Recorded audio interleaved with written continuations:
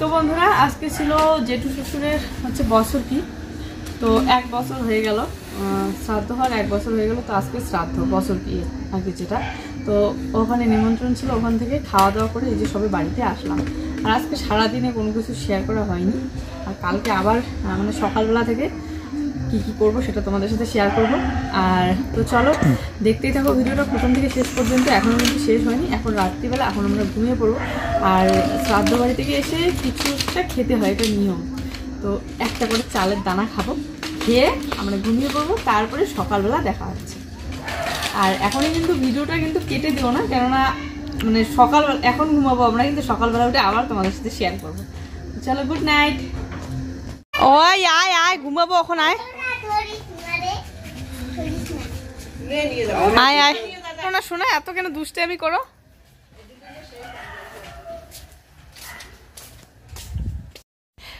একটু পরেই যাব কাজ করতে, তো ভাবলাম সকালবেলা উঠে এগুলো একটু ধোয়াধুয়ি করে দিই। এই বেড কভারটা হচ্ছে চেঞ্জ করেছি, তো সাদা রঙের বেড কভারটা ধুয়ে দিলাম। আর তার সাথে কালকে যে শাড়িটা পরে গিয়েছিলাম সেটাও একটু কেচে দিলাম আর কি, সুতির শাড়ি।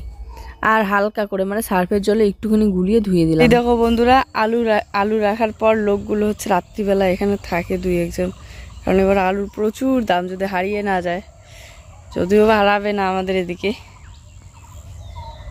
ব্রাশ করছো, মুখ ধুইছো? তো এই যে জামা কাপড়গুলো মেলে দিলাম। জামা কাপড় বলতে শাড়িটা ধুয়ে দিয়েছিলাম, কালকে পরেছিলাম, তখন প্রচণ্ড রোদ হবে আর শাড়ির কালারটা চেঞ্জ হয়ে যাবে, এই জন্য বাড়ির ভিতরে ছায়ার মধ্যেই দেবো, শুকিয়ে যাবে। চল। তো এখানে দেখতে পাচ্ছ কাপড় মেলতে দেওয়ার জন্য আমি বেঞ্চের উপরে উঠে পড়েছি। তারটা এত উঁচুতে যে আমার হাতেই যায় না, আর বেঞ্চটাও এখানে রাখা ছিল, বেঞ্চটা না সরিয়ে ছোট বেঞ্চটার উপরেই আমি উঠে পড়লাম। তো এই শাড়িটা কালকে পরেছিলাম রাত্রিবেলা, তো আজকে হালকা একটুখানি ধুয়ে দিলাম। তো অবশ্য আমাকে বকা দিচ্ছিল, বলতেছিল কাজে যাওয়ার আগেই তুমি কোমর ঠোমর ব্যথা করে ফেলো এইসব কাজ করতে করতে। তবুও যাই হোক, যেহেতু পরেছিলাম এটা আর রেখে দেবো। আর এই শাড়িটা খুব সুন্দর, কালারটা দেখো কত সুন্দর। তো এই তো এখানে হচ্ছে ভাত রান্না করতেছি, আর এখানে হচ্ছে বেগুন বানাবো। আমি বেগুন কেটে দিয়ে রেখে দিয়েছি, কিন্তু আমার বেগুন কাঠা ধোয়া হয়ে গিয়েছে। আর কাজ করতে যাব আজকে, তো কাজে যাওয়ার আগে একটু রান্না বাড়া করে খাওয়া দাওয়া করে তারপরে যাবো। শুধু এমনিতেই বেগুন রান্না করলে একদমই ভালো লাগে না। তো এখানে আমি 2টো শুটকি মাছ কেটে দিয়েছি।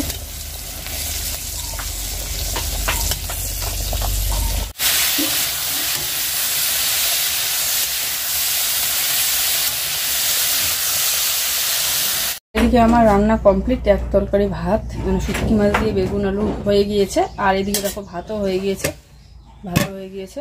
তো এখন আমরা খেয়ে নেবো। আর তো বন্ধুরা, এই যে সকাল সকাল রান্না বান্না খাওয়া দাওয়া সব কিছু কমপ্লিট করে আর জুইসোনাকে ভাত খাওয়াই দিলাম। জুইসোনা বাড়িতে খেতে চাচ্ছিল না, তাই টুনিদের বাড়িতে নিয়ে গিয়ে টুনিকে দেখিয়ে দেখিয়ে খাওয়াই দিলাম, নন্দিনীকে দেখিয়ে দেখিয়ে খাওয়াই দিলাম। তো খাওয়াই হয়ে এই যে রেডি হয়ে পড়লাম। তো এখন আমরা রওনা দেবো। টোটোকে আসতে বলা হয়েছে 10:30টার দিকে প্রথমে বলা হয়েছিল, তারপরে ও বলেছে যে 11টার দিকে আসবে। 11টা বাজতে চললো মনে হয়, আর চলেই আসবে। তো এদিকে রেডি হয়ে পড়লাম, আর 10 মিনিট বাকি আছে 11টা বাজতে। তো চলো একবারে যাওয়ার সময় কথা হবে, নাহলে গিয়ে কথা হবে। আর একটু আগে ভাগেই যাওয়া ভালো, কেননা অনেক দূরের রাস্তা, ঠিক মতো বাড়িও চিনি না কোনটা হয়, তো খুঁজে বের করতে হবে আর কি। তো চলো যাই। আর আমি তো বলেইছি এর আগে যে আজকে আমার সাজানো আছে, তো বউ ভাতের সাজ আর কি আছে। চলো যাই। ব্যাগ ব্যাগ নাও। তো জুইকে তো রেখেই যাচ্ছি, আর জুইকে নিয়ে গেলে কোনো রকমই কাজ হবে না। তো জুইকে তোমরা জানোই ভালো করে যে ও অনেক মানুষ দেখলে ভয় পায় আর কোলে উঠে বসে থাকে, দুজনের মাথা শেষ করে দেবে নিয়ে গেলে। আর এত দূরের রাস্তা, ফিরতে হয় রাত, তাই আর নিয়ে যাচ্ছি না, ওকে রেখেই যাই। তো কাজে গেলে বাচ্চাকে রেখে যাওয়াই ভালো, তাহলে কাজটা ঠিক মতো করা যায়। তো এইদিকে হচ্ছে আমরা টোটোর জন্য বসে আছি অনেকক্ষণ ধরেই ছিল না, তারপরে এই যে আমাদের টোটো চলে এসেছে, এখন টোটোতে উঠে পড়বো। প্রথমে তো জুয়ের পাপা বলেছিল যে ও যাবে না, আমাকে ভাইয়ের সাথেই যেতে বলেছিল। তারপর ভাইকেও বলেছিলাম, যাওয়ার জন্য রাজিও হয়েছিল। তারপরে হঠাৎ ওর কাজ পড়ে যায় একটা, তো সেই জন্য ও আর কি যেতে পারলো না। তাই আমরা দুজনেই টোটো নিয়েই যাচ্ছি। আর যে রাস্তা দিয়ে আমরা যাব ওই রাস্তা দিয়ে কোনো গাড়ি চলে না। তো এই যে আমরা টোটোতে বসে পড়লাম, এখন যাচ্ছি পুটিমারি না, আর জুই এখন পুটিমারি থেকে আরো দূর আছে, কাঁঠালবাড়ি, পশ্চিম কাঁঠালবাড়ি। জুইকে রেখে আসছি একদম। আর জুই এখন কান্না করে না। হ্যাঁ বলে ঠিক আছে যাও, সবাই খালি ঝামেলা করে। আমি বললাম কি শোনা আমি যাই, কিন্তু তুমি চকলেট খাবা।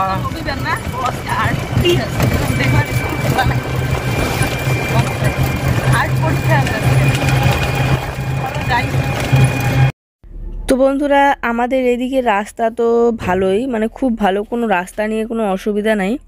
কিন্তু ওইদিকে একটু আগানোর পর, মানে হাইরোড থেকে একটু আগানোর পর একটু সমস্যায় পড়ে গিয়েছিলাম রাস্তার জন্য।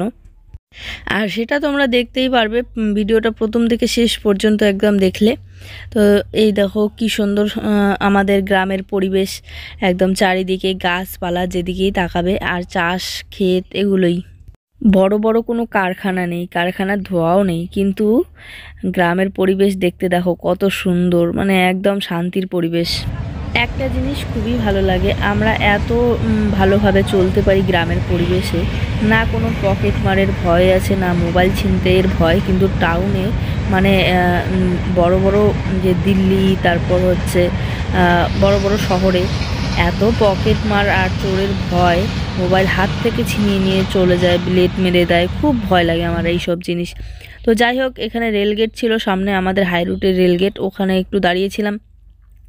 তারপরে হচ্ছে আমরা পেরিয়ে যাচ্ছি। তো এই যে দেখতেই পাচ্ছ রাস্তার কি অবস্থা, মানে প্রচণ্ড খারাপ রাস্তা, আর ধুলোবালি দিয়ে ভরা। গাছপালাগুলো দেখে নিশ্চয়ই বুঝতে পেরে গিয়েছো, গাছের পাতাগুলো শুধু দেখো একদম ধুলো দিয়ে ভরা। মানে এই বাড়িগুলোতে মানুষ কতটা কষ্ট করে থাকে ভাবো তো, এতটা ধুলো, পাতাগুলো একদম দেখাই যায় না, মানে পাতার কালার যে সবুজ থাকে সেই সবুজটা ঢেকে গিয়েছে ধুলো দিয়ে। আমি তো প্রথমে ভেবেছিলাম এদিকে হয়তো বন্যা হয়েছিল, তাই জল এতটা উপরে উঠে গিয়েছে যে পাতাগুলো এতটা নোংরা হয়ে আছে। তারপর দেখি সব পাতাগুলো এরকম, তারপর বুঝতে পারলাম যে ধুলো দিয়ে এরকম হয়েছে। রাস্তার অবস্থা এত খারাপ,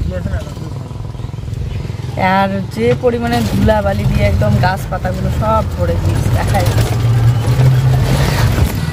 এতক্ষণ পর এই ব্রিজটা শুধুমাত্র ভালো রাস্তা পেয়েছি। আর কি বলতো, তারপরে হচ্ছে পুরো রাস্তাতে মানে একটুখানি পাথর ফেলা, একটুখানি মাটি, উঁচু নিচু গর্ত এরকম। তবে এদিকে চারিদিকের পরিবেশটা বেশ সুন্দর, মানে ভুট্টা ক্ষেত আর কত সুন্দর চাষ, মানে ক্ষেত খুব ভালো লাগতেছিল, একদম মানে ন্যাচারাল, একদম সবুজে সবুজ ভরা, দারুণ লাগতেছিল পরিবেশটা। আর এখানে দেখো হালকা হালকা পাকা রাস্তা, কিন্তু বাড়িঘরগুলো পরিষ্কার, মানে ধুলাবালি নেই। কিছুটা রাস্তা ভালো, আবার কিছুটা রাস্তা ওরকম গর্ত গর্ত, ওরকম করেই আমরা খুঁজতে খুঁজতে যাই হোক চলেই আসলাম, কাছাকাছি চলে এসেছি। প্রথমে তো ভুল রাস্তায় চলে গিয়েছিলাম, ওখানে আবার একটা ব্রিজ ছিল, মানে দুর্বল সেতু লেখা ছিল, ব্রিজটা না ভাঙা। তারপর আমরা প্রচণ্ড ভয় পাচ্ছিলাম, তারপরে টোটো থেকে নেমে হেঁটে হেঁটে গিয়েছিলাম। তারপরে দেখি যে ভুল রাস্তায় চলে গিয়েছি, তারপরে ফোন করে করে আবার সঠিক রাস্তায় চলে আসলাম। তো এই যে বিয়ে বাড়িতে চলে এসেছি, এই যে ভাগ্নি এখানে দাঁড়িয়ে আছে, মানে যেই দিদিটা আমাদের সাথে কন্ট্যাক্ট করে আসতে বলেছে ওই দিদির মেয়ে আর কি। আর ওরা কিন্তু একবার আমাদের বাড়িতে গিয়েও ছিল, মানে আমাদের সাথে দেখা করার জন্য আর কি। ওরা হচ্ছে আমাদের ভিডিও দেখে, তো ওখানে মেকআপের ভিডিও দেখেছিল, আমার মেকআপের ফটো ভিডিও ওখানে দেখে আমার সাথে কন্ট্যাক্ট করে। তো দিদির ভাইয়ের বিয়ে আজকে, তো চলো, আজকে বিয়ে তো না, বিয়ে তো কালকে হয়ে গিয়েছে, বউ ভাত। তো আমরা ভিতরে যাচ্ছি। আসলে রাস্তাটা ভাঙার জন্য যেই জায়গায় 10 মিনিট লাগতো ওই জায়গায় হচ্ছে আধা ঘন্টা লেগে গিয়েছিল, এরকম মানে প্রচুর সময় লেগেছিল ভাঙা রাস্তার জন্য। টোটো এগোচ্ছিলই না, অনেক কষ্ট হচ্ছিল যে দাদা টোটো চালাচ্ছিল। তো এই তো বন্ধুরা আমরা চলে এসেছি, আর ও হচ্ছে টোটো দাদাকে ডাকতে গেল, তো আমি এসে বসে আছি। আর নতুন বউ হচ্ছে হাত মুখ ধুইতে গেল, হাত মুখ ধুয়ে আসলে পরে আমি কাজ শুরু করে দেবো, সাজানো শুরু করবো আর কি। তো আসার সাথে সাথে এই যে সুপারি দিল, তো সুপারি খাচ্ছি একটু। নতুন বাড়ি, তাই এখন কালার ঠালার নেই, ওয়ালগুলো সাদা সাদা, নতুন ঘর দেখতে পাচ্ছ, পুরো ঘর খালি, কেননা নতুন বাড়ি করেছে। আর নতুন ঘরে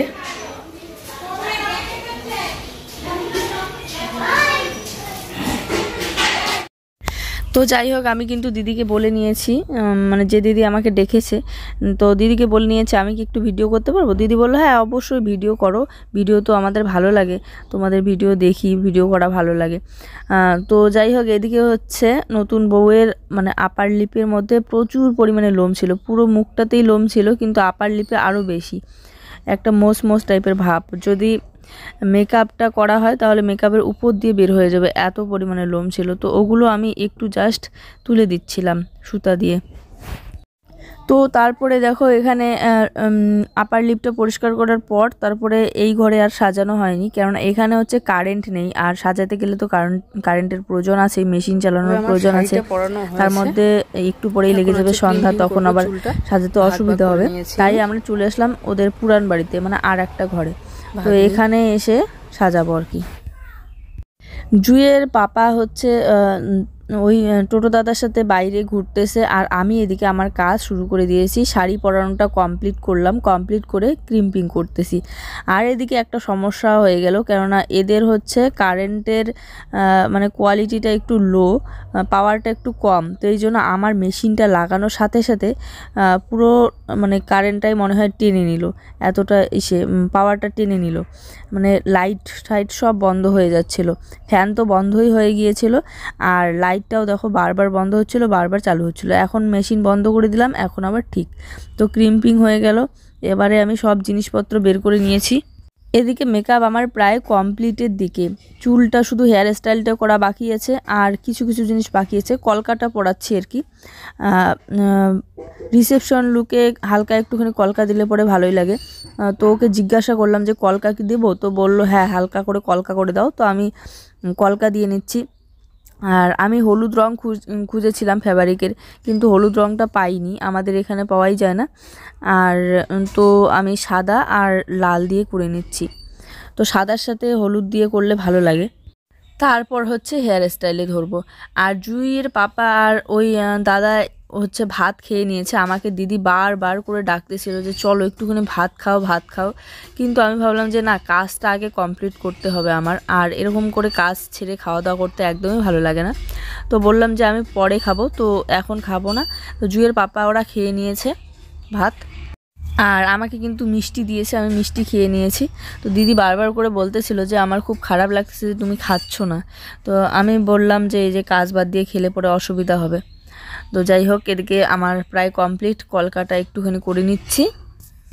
তো আমার সাজানো হেয়ার স্টাইল সব কমপ্লিট, 6টা বাজে, 6টার সময় আমার সব কমপ্লিট হয়ে গিয়েছে। আমি তোমাদেরকে ভালো করে একদম ব্যাক ক্যামেরায় দেখাচ্ছি।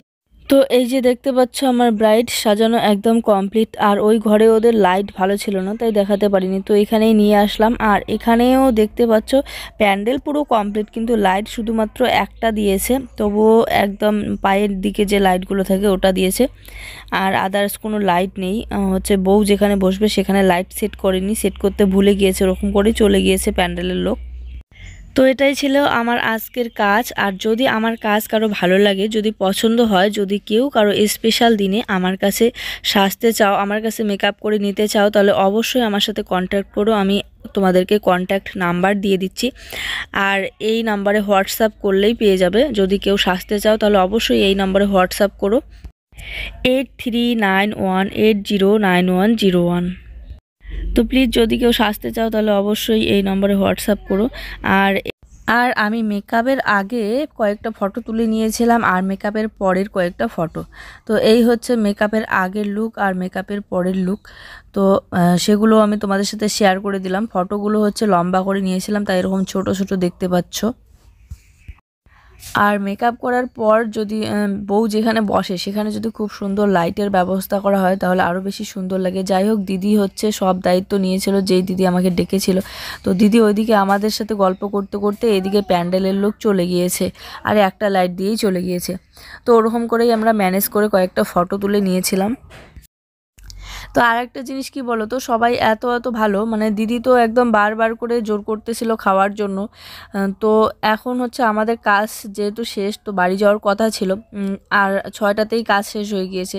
তো ভেবেছিলাম যে বাড়িতে যাই, দিদিকে বললাম, দিদি কিছুতেই যেতে দিবে না, বলতেছে যে খাওয়া দাওয়া করে যাও, আর অল্প একটু দেরি আছে। তো রান্না প্রায় কমপ্লিটের দেখে এই দেখো বউ এখানে বসে পড়েছে সিংহাসনে। তো চলো আমরা ওয়েট করি, দিদি যেহেতু যেতে দিচ্ছে না, খাওয়া দাওয়া করেই যাই কি। তো এই লাইট দিয়ে আমি হচ্ছে লাইট দেখাচ্ছিলাম আর জুয়ের পাপা একটুখানি ভিডিও করতেছিল, না হলে এই জায়গাটা পুরো অন্ধকার লাগতেছিল দেখতে, বউকে দেখাই যাচ্ছিল না। তো বক্সের আওয়াজ চলতেছিল, এই জন্য আমি সব ভয়েসগুলো মিউট করে দিয়ে আমি পরে ভয়েস দিয়েছি। আর আমি জ্যাকেট নিয়ে এসেছিলাম, কারণ আমি জানি যাওয়ার সময় আমার ঠান্ডা লাগবে, আমার যেহেতু একটু ঠান্ডাটা বেশি। তো জ্যাকেটটা ব্যাগের মধ্যে ব্যাগ থেকে আর কি বের করে রেখে দিয়েছিলাম সাজা জিনিসের সাথে সাথে, তারপরে ভুলে গিয়েছিলাম, হঠাৎ করে মনে পড়লো যখন ঠান্ডা লাগতেছিল। তো যাই হোক পরেই নিলাম। তো এই দেখো আমরা 3 জনে এখানে বসে আছি আর গল্প করতেছিলাম আর কি।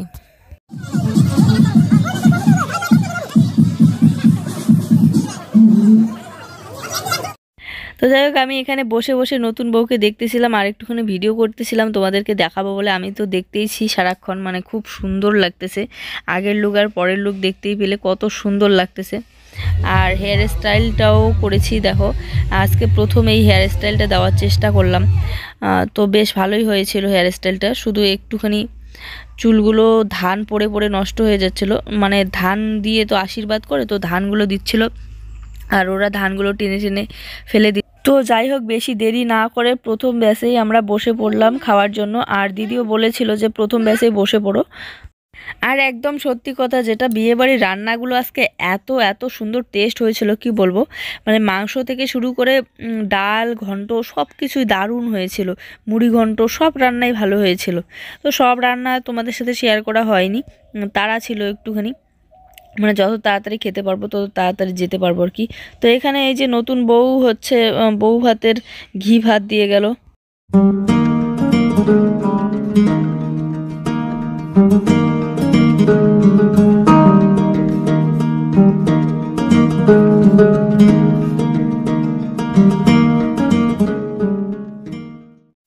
তো বন্ধুরা দেখতেই পাচ্ছ রাস্তার অবস্থা কি, টোটোটা কি শব্দ করতেছে দেখে নিশ্চয়ই বুঝতে পারতেছো, মানে গর্ত দিয়ে ভরা। এই রাত্রিবেলা এই রাস্তা দিয়ে যাওয়া মানে অনেকটা কি বলবো বিপজ্জনক। তার মধ্যে আবার কি হয়েছে, আজকে একটু বিপদের মুখে পড়ে গিয়েছি, কেননা বিশাল বড় একটা সাপ আমাদের গাড়ির সামনে চলে এসেছিল, মানে অল্প একটুর জন্য সাপটাকে লেগে যেত আর সাপটা লাফিয়ে উঠতো।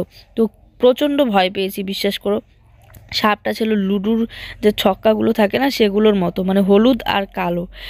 খুব ভয় পেয়ে গিয়েছি। তারপর অনেকক্ষণ দাঁড়িয়েছিলাম, একটা বাইক চলে গেল রাস্তা কেটে, তারপরে আমরা আবার রওনা দিলাম। তবুও রাস্তা ভুলে যাচ্ছিলাম, মানে কোন দিকে এসেছি কিছুই বুঝতে পারছি না।